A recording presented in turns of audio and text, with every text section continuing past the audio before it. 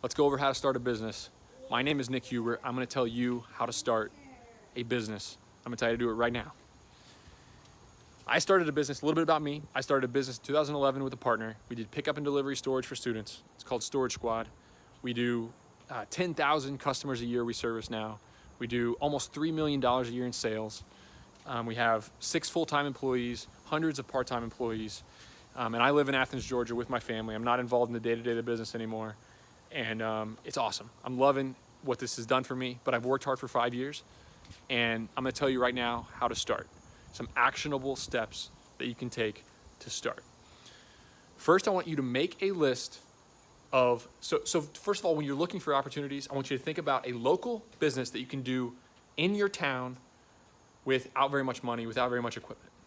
I want you to think about things, I want you to make a list of 10 businesses that you can start with very little money. It can be lawn care, that's a great one. It can be power washing, that's another great one. It can be window cleaning, businesses like that. 5 low-skilled businesses, 5 businesses like that you can start with almost no money.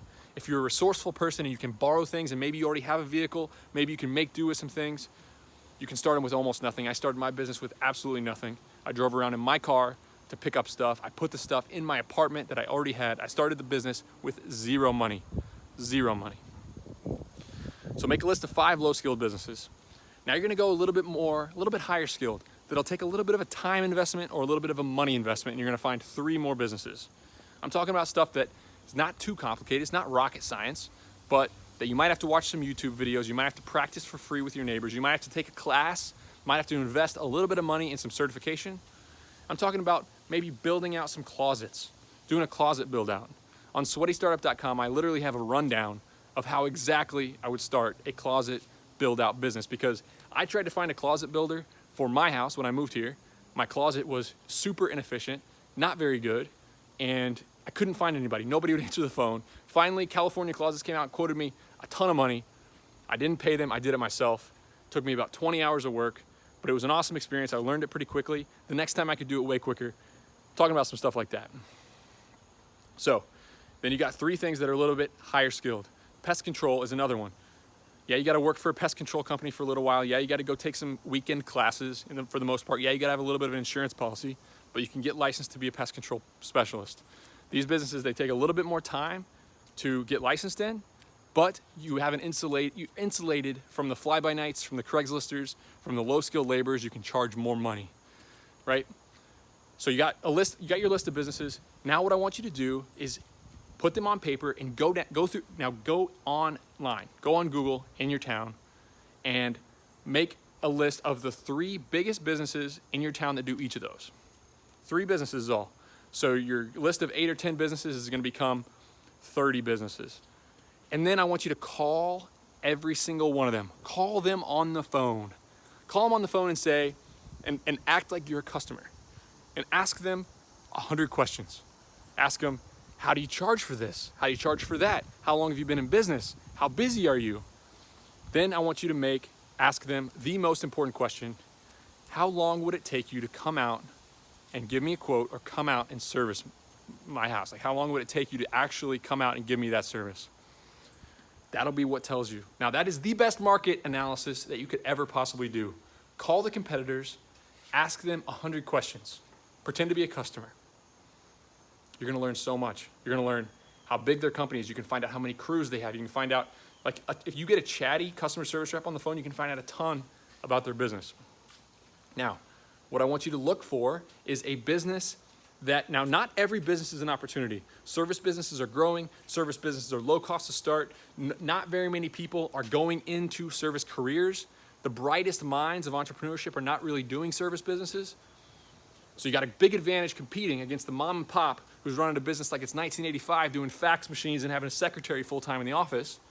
You have a big advantages over those companies, and people are using more and more and more services every single year.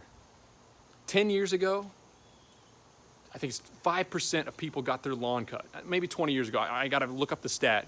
But I think 20 years ago, 5% of people paid to get their lawn cut. Everybody had a lawnmower, everybody did it themselves. Think about your father or your grandfather and the do-it-yourself projects around the house. Nobody changed their oil. They all worked on their own vehicles. At least it was in my family. Nowadays, nobody does that. Nowadays, 40% of people pay to get their lawn care done. And that number is only going up. People are valuing their time rightly, and they're outsourcing things that they're not good at.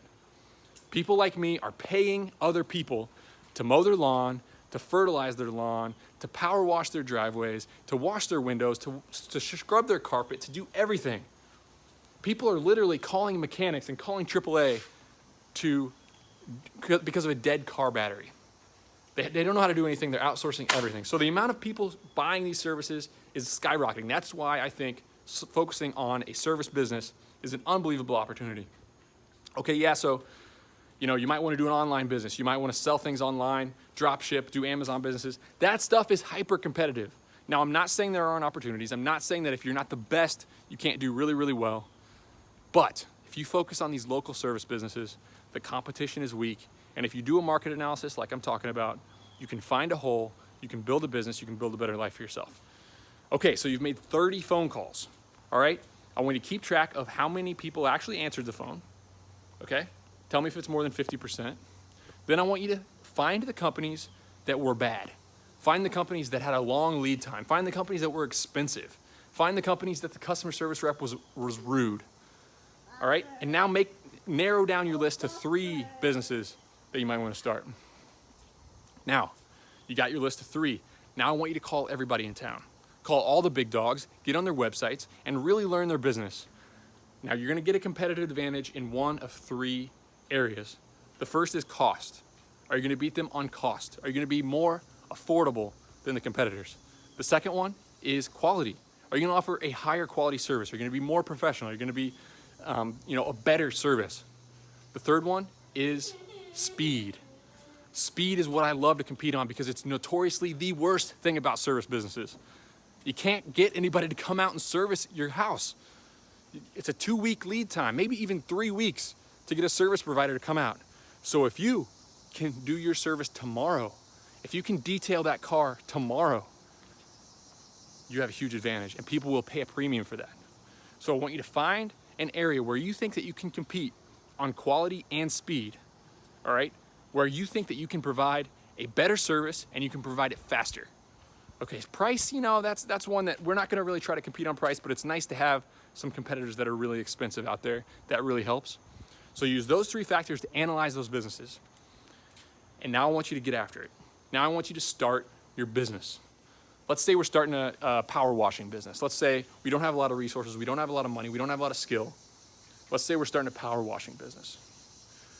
What I want you to do is I want you to buy a web domain. Go on Google Domains, the website, domains.google.com, and search for available domains. You can name it after your last name, but I recommend getting a little bit more creative than that. Buy a domain. There's a whole article right on sweatystartup.com about naming your business on the sidebar. I like to do some A/B testing. I like to really get creative, use synonym.com to try to find a really good name. So you've named your power washing business. I want you to send a Google postcard to your house for a Google My Business location. You can Google what that is, send it right to your house. So you're gonna do a ton with Google My Business, Google Voice. That's gonna be your main portfolio. I don't want you to even worry about social media right now. I think social media advertising, it can work. A lot of people say it could work. I think you should test it, but I'm gonna tell you not to focus on that right now because it doesn't make me money, so I don't focus on social media. I want you to get out and find your customers. Where are your potential customers? Look, I'm a potential customer.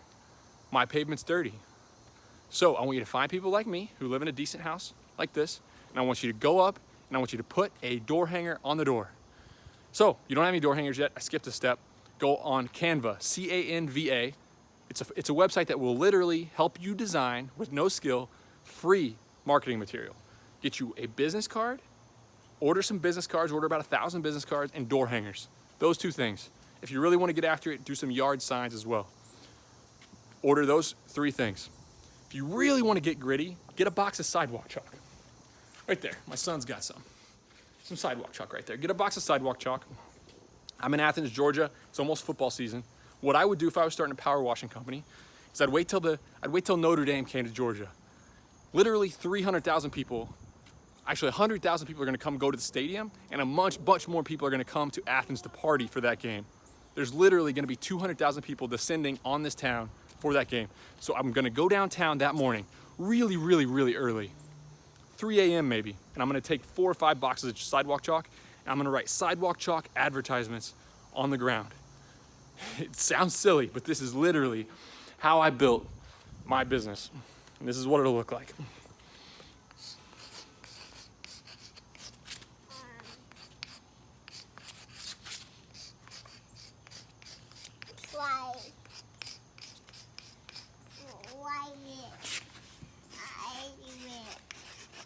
You get the point. He's gonna mess me up, but power washing and your phone number.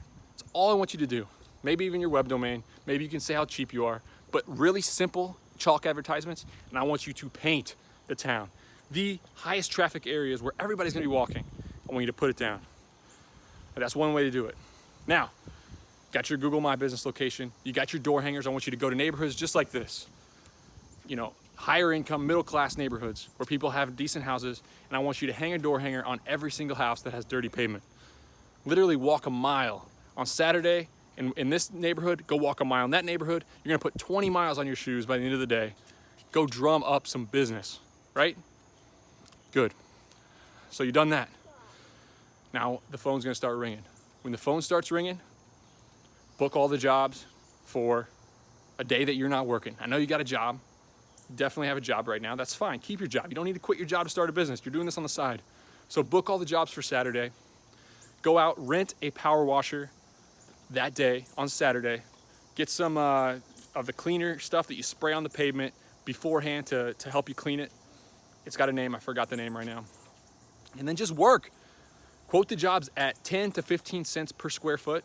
Go on Google Maps and right click on Google Maps and put a corner on every piece of pavement, and it will literally tell you the square footage. If you right click and hit measure distance, and then you drop points on the pavement on the map, it will literally tell you how much square footage there is. At first, multiply it by 10 cents a square foot. If it's a small lawn, small yard, small pavement, multiply it by 20 cents. And there you go. That's how much you should charge. Giving you a hint right there. Then get out there and do it. Obviously do some research. Obviously look at the best ways to do it. Watch some YouTube videos. There's forums devoted to power washing. Study the competition. Maybe power wash your own driveway for free at first. People are gonna want you to clean their house. Be careful. Don't power wash siding with a really high-powered gun. Soft clean it. You can expand to other cleaning. You can try to upsell customers for window washing, for anything, car washing. Just get out there and get after it, all right? That's it. That's all it takes. Before you know it, you're out making $300 or $400 a day on Saturday. You're making $300 or $400 a day on Sunday. It's time to hire an employee, or it's time to tell your boss that you're gonna go down to 4 days a week. That's another thing. People always say, oh, when are you gonna take the leap and quit your job? When are you gonna take the leap and quit your job? Jobs are not 0 or 1, okay? You don't have to have a job or no job. There's an in-between there, right? You can find a job that's flexible. You can work part-time. You can work 3 days a week. You can start by working 4 days a week, and then 3, and then 2, and then quit. And then grow your business and keep growing and keep your ear to the ground. Business is about momentum. You're not gonna be power washing forever. You can find employees. Watch some of my other videos on employees and simplifying the job and paying them well and charging more and embodying a sense of empowerment in your employees to make decisions. When they call you with a question, don't just answer that question right away. Ask them follow-up questions until they understand how they should think about problems. Then you're on. You're off to the races. It sounds stupid, right? Power washing, it sounds so silly. But all the wealthiest people that I know, they started so small. They started so small.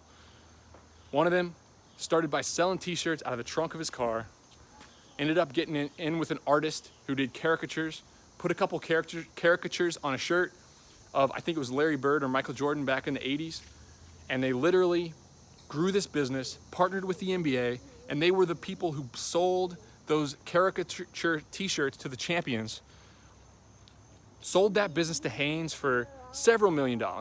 Then he was an early investor in Planet Fitness, and now he's in real estate. He's buying and selling shopping centers. The guy is just doing unbelievable things, all by starting selling t-shirts out of the trunk of his car. The next wealthiest guy I know partnered with a friend of his to open a pizza restaurant. 4 years later, he sold 30 pizza restaurants, sold them. Now he buys and sells real estate and owns a wealth management firm that has nearly $1 billion under management. I mean, you name it. Look around you. Look around you at the wealthy people. How did they get wealthy? They didn't do a tech startup, right? The 1% of the 1% of the 1% have done that. You have two ways to buck the 9 to 5 and get out of it.